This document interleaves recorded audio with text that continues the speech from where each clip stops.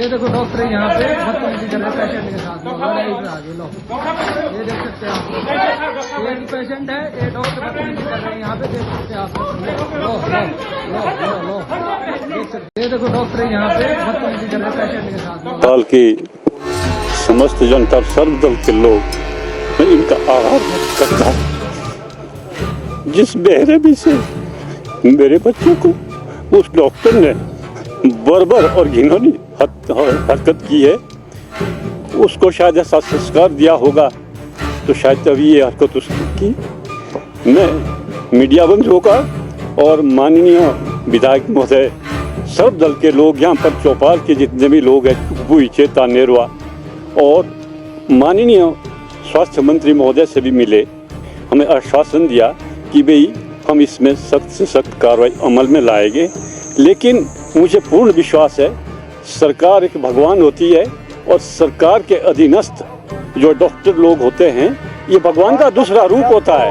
Doctor को कहा जाता है, तो क्या भगवान का दूसरा रूप डॉक्टर को कहा गया है। लेकिन मैं ये नहीं बताता कि सब डॉक्टर जो है आदरणीय है, रिस्पेक्टेड है ना जी। लेकिन वो चारा उसको ऐसा संस्कार दिया गया होगा।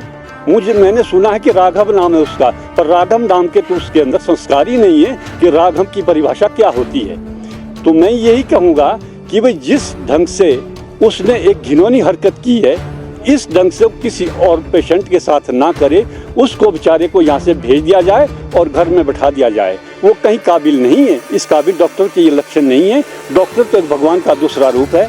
मैं सरकार का भी आभारी हूँ, माननीय स्वास्थ्य मंत्री जी का आभारी हूँ, विधायक महोदय का आभारी हूँ। प्रति अगर आपके माँ बाप को अगर कुछ कहा जाता तो आप क्या सुन सकते थे? फिर भी मैं आपको ये कहना चाहूँगी कि अगर उसके पिताजी मेरे बच्चे के पास और अपने बेटे के पास जाते और ये कहते कि बेटा ऐसी गलती क्यों हुई, 2 थप्पड़ उसके लगाते, 2 उसके लगाते और कहते कि बेटे बात ख़त्म, अपना तू भी मेरा बेटा है, ये भी मेरा बेटा है। अगर आजकल लोग ये करना शुरू करेंगे तो ये समस्या ही नहीं सामने आएगी कि अगर माँ बाप अच्छा डिसीजन लेना चाहेंगे तो ये बातें कभी भी सामने नहीं आएंगी। अगर इस टाइप से आप अपने बेटे को हाइपर करेंगे तो ये कांड रोज होंगे।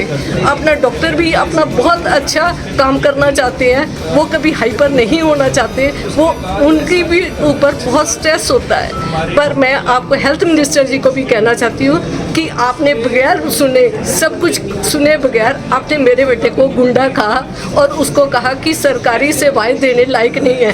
क्या अगर ये इंसिडेंट ना होता तो मेरा बेटा सरकारी सेवाएं देने लायक था? क्या आपने इसकी जांच की?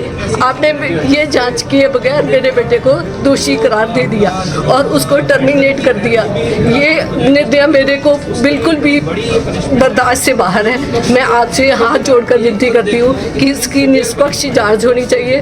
और अर्जुन सिंह के पिताजी को भी कहना चाहती हूँ कि आप बच्चों को बच्चे बनने का वो मौका दो, ना कि उनको इतना हाइपर करो कि बच्चा किसी भी तरह ऐसे काम करे।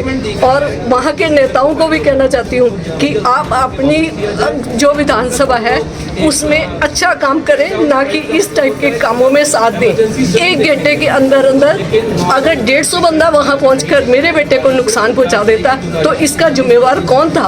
आज भी ये कहा जा रहा है कि मेरा बेटा बाहर निकले तो हम उसका इलाज करेंगे।